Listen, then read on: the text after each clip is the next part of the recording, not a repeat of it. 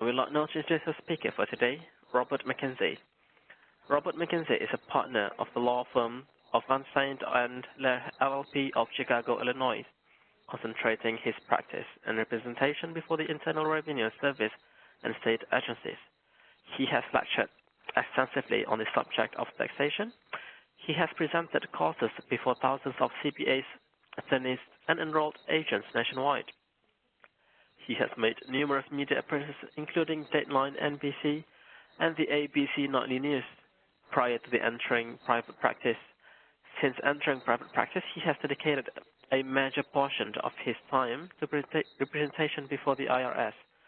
Mr. McKenzie recently received the American Bar Association Civil and Criminal Tax Penalties Committee's Jules Riddle Award. The award recognizes McKenzie's dedication and achievement in the field of tax controversy. From 2009 to 2011, Mr. McKenzie was a member of the IRS Advisory Council, which advises IRS management.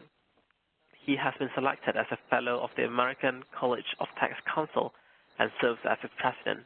He was a vice chair of the ABA Tax Section from 2003 to 2005. Mr. McKenzie was a past chairman of the Chicago Bar Association Federal Tax Committee.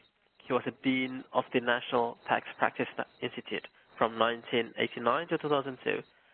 Mr. McKenzie, welcome to the program. We are now ready to begin. Thank you very much.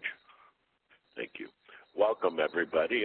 Today we're going to cover independent contractor employee, which are fairly scary audits by the IRS because of the extreme amount of money that one of your clients might face as a liability if the IRS determines that some of their workers who were classified as independent contractors were in fact employees, and then the financial burden is going to fall on that company.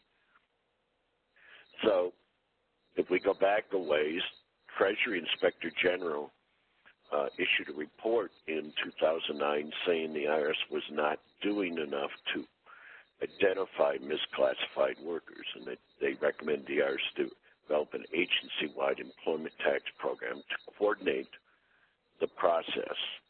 And the IRS concurred in the report and will coordinate an agency-wide employment tax program. So if you've been seeing more employment tax audits over the last several years, it was a result of this report and criticism of the IRS. They then began doing more audits for misclassified workers.